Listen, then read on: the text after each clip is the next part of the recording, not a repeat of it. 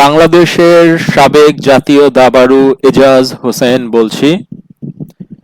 দেশের এবং প্রবাসের সকলকে জানাই বাংলাদেশের এই দ্বিতীয় স্বাধীনতার প্রাণঢালা শুভেচ্ছা। আজকে আমি বক্তব্য রাখতে যাচ্ছি বাংলাদেশের অর্থাৎ আমার নিজের দেশের এই দ্বিতীয় স্বাধীনতা সম্পর্কে। আমার এই বক্তব্যটি আনস্ক্রিপ্টেড হবে, তাই ভুল করে ভুল কিছু বলে ফেললে দয়া করে সেটা ক্ষমাসুন্দর দৃষ্টিতে দেখবেন। আজকের এই বক্তব্যকে আমি 4টা পয়েন্টে ভাগ করেছি। বক্তব্যের প্রথম পয়েন্ট,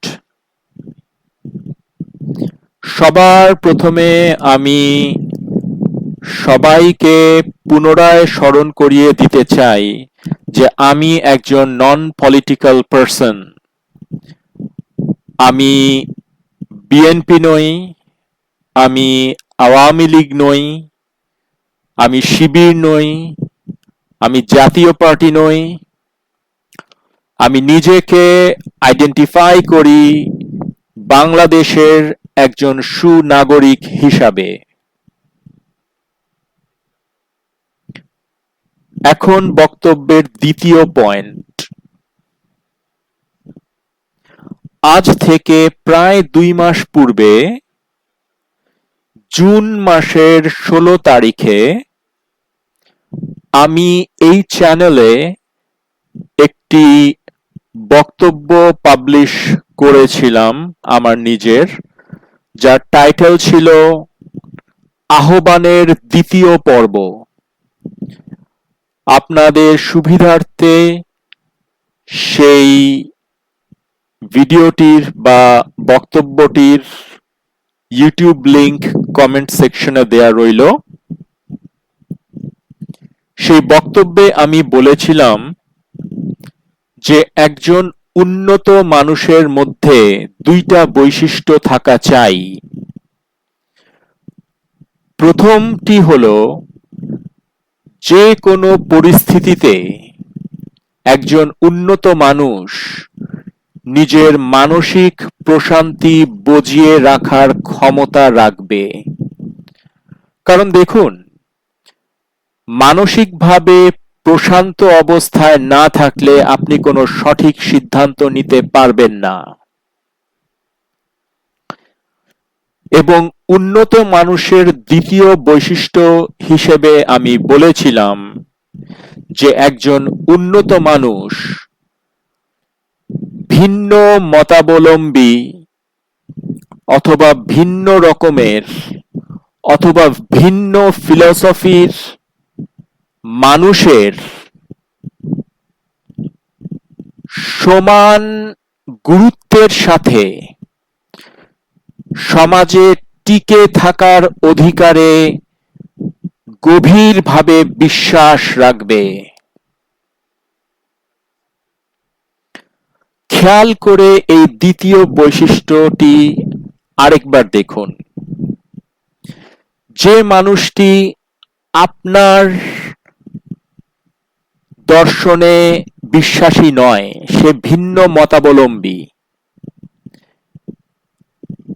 আপনি বিশ্বাস রাখবেন যে আপনারও যেমন সমাজে টিকে থাকার অধিকার আছে, সেই ভিন্ন মতাবলম্বী মানুষ তারও ঠিক আপনারই মতো সমান গুরুত্বের সাথে সমাজে টিকে থাকার অধিকার আছে। এই বিশ্বাসে যদি আপনি বিশ্বাসী হন, তাহলেই তো আপনি একজন বৈষম্য বিরোধী মানুষ। এবং খেয়াল করে দেখুন যে বাংলাদেশের এই দ্বিতীয় স্বাধীনতা অর্জন হয়েছে বৈষম্য বিরোধী ছাত্র আন্দোলনের মাধ্যমে, যার সাথে ধীরে ধীরে যুক্ত হয়েছে দেশের সকল বৈষম্য বিরোধী মানুষ।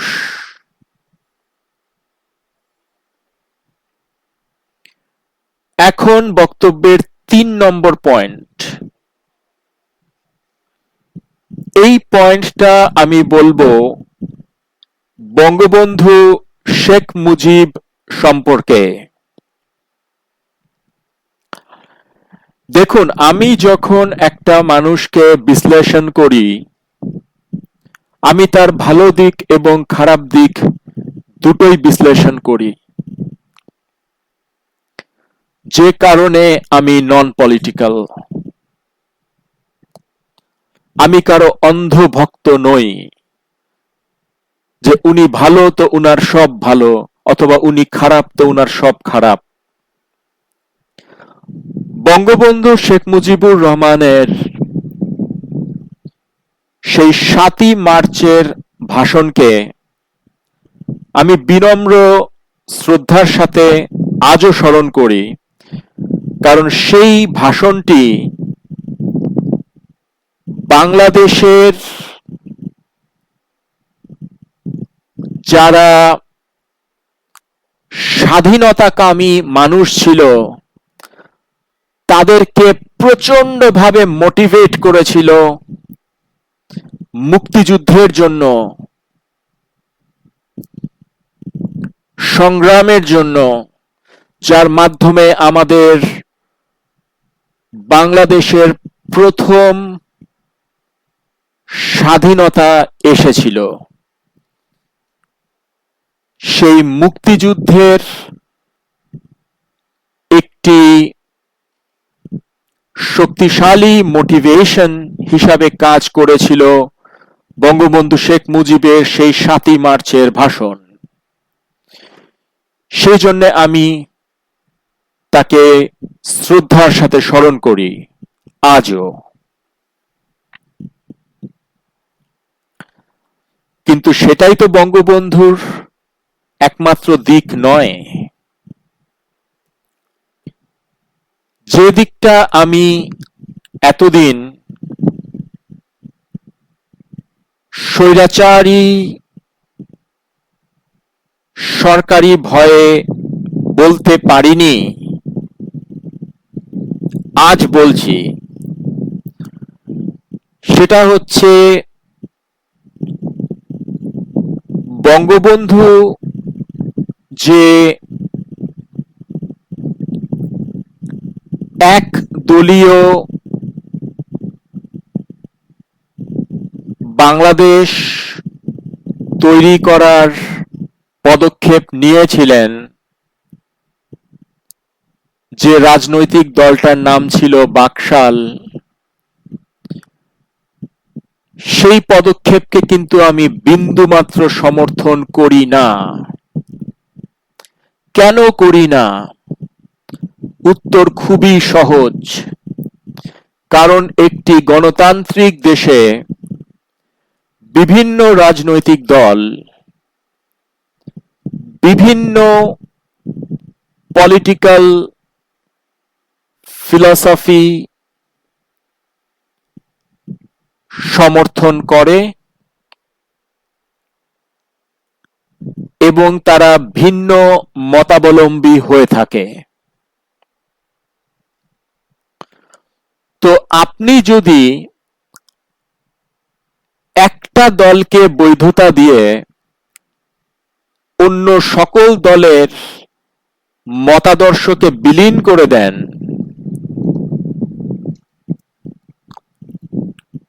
তাহলে তো উন্নত মানুষের যে দ্বিতীয় বৈশিষ্ট্য সেটার মধ্যে আপনি আর থাকলেন না। আপনি একজন বৈষম্য পরায়ণ মানুষে পরিণত হলেন। এই জন্যে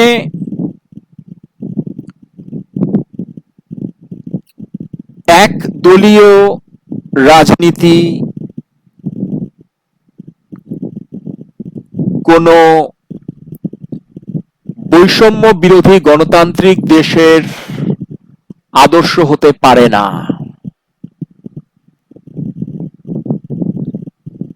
সেই জন্যে আমি বঙ্গবন্ধু শেখ মুজিবকে নিন্দা জানাচ্ছি। কিছুক্ষণ আগেই তার ৭ই মার্চের ভাষণকে আমি বিনম্র শ্রদ্ধা জানিয়েছি। তাই আমি তার দুটো দিকই তুলে ধরলাম, যেটাকে আমি শ্রদ্ধা করি এবং যেটাকে আমি নিন্দা করি। শেখ মুজিব যখন চলে গেলেন, তখন বিভিন্ন রাজনৈতিক দল প্রতিষ্ঠা পেল, তাদের বিভিন্ন মতাদর্শ অনুযায়ী তারা চলতে থাকলো। পরবর্তীতে খেয়াল করে দেখুন, গত প্রায় 15 বছরে প্রধানমন্ত্রী শেখ হাসিনার অধীনে আওয়ামী লীগ সরকার সেই রাজনৈতিক দলগুলোকে, মানে আওয়ামী লীগ বাদে বাংলাদেশের অন্যান্য যে রাজনৈতিক দলগুলো রয়েছে, সেগুলোকে অবৈধ বা বিলীন করলেন না ঠিকই,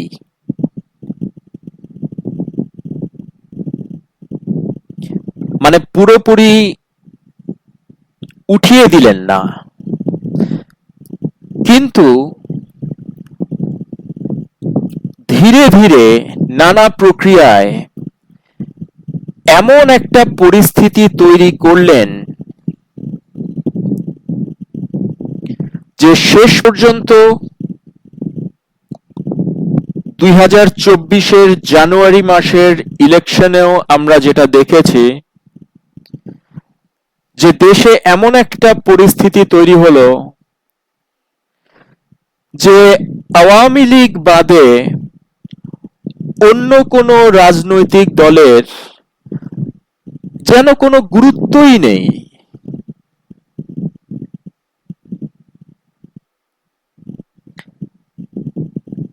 এখন ভিন্ন মতাবলম্বী বা ভিন্ন ফিলসফির যদি সমান গুরুত্ব না থাকে, তাহলে তো পুনরায় ফিরে আসছে সেই বৈষম্য পরায়ণতা। অর্থাৎ একদলীয় রাজনীতি, বাকশাল আইনের চোখে আর থাকলো না বটে, কিন্তু সেই একদলীয় রাজনীতি ফিরে এলো সেই 2024 সালের জানুয়ারি মাস নাগাদ। এই বৈষম্য পরায়ণতাকে আমি পূর্বের পয়েন্টেও নিন্দা জানিয়েছি, বর্তমান পয়েন্টেও নিন্দা জানাচ্ছি।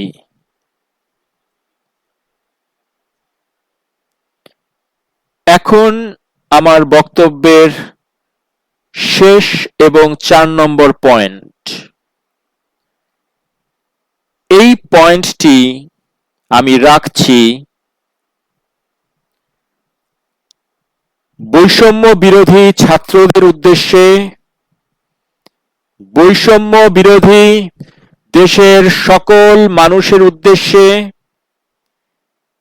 এবং গতকাল 8ই আগস্ট 2024-এ গঠন হওয়া নতুন সরকারের উদ্দেশ্যে।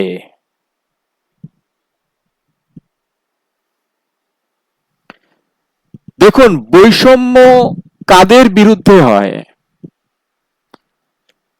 যারা শক্তিশালী, সংখ্যাগরিষ্ঠ, তাদের বিরুদ্ধে কি বৈষম্য হয়? হয় না। বৈষম্য হয় দুর্বল এবং সংখ্যালঘুদের বিরুদ্ধে।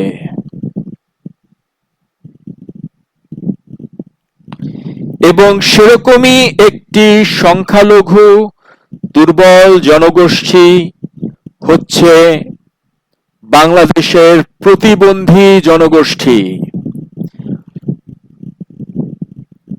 এবং গৌরবের সাথে সোচ্চার কণ্ঠে জানিয়ে রাখি যে আমি একজন দৃষ্টি প্রতিবন্ধী বাংলাদেশী নাগরিক।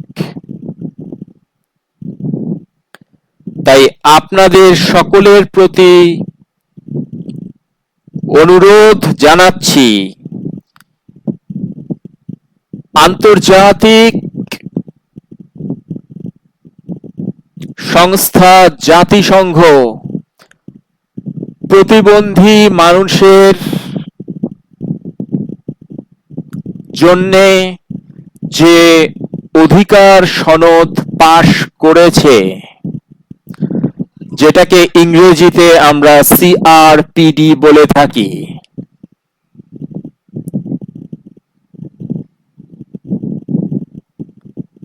সেটার অবলম্বনে সংখ্যালঘু এবং দুর্বল বাংলাদেশের এই প্রতিবন্ধী ভাই বোনদের দিকে আপনারা বিশেষ নজর রাখবেন, যাতে করে আমরা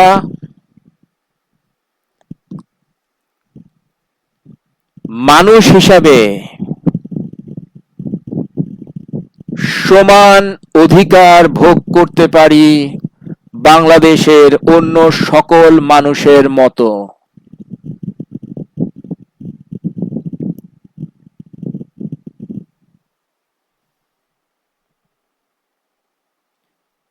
আমি বিশেষ করে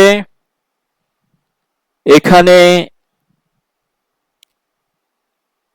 প্রতিবন্ধী মানুষের জন্য সরকারি ভাতা এবং প্রতিবন্ধী মানুষের জন্য কর্মসংস্থান, এই দুইটি বিষয়ের প্রতি বিশেষভাবে আপনাদের দৃষ্টি আকর্ষণ করছি এবং সেই সাথে অবশ্যই প্রতিবন্ধী মানুষের সমাজের সকল ক্ষেত্রে ক্ষমতায়নের ব্যবস্থা, সুব্যবস্থা, বৈষম্য বিরোধী ব্যবস্থা,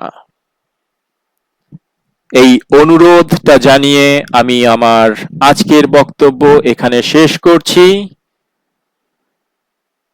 সবাইকে পুনরায় বাংলাদেশের দ্বিতীয় স্বাধীনতার প্রাণঢালা শুভেচ্ছা। আল্লাহ হাফেজ।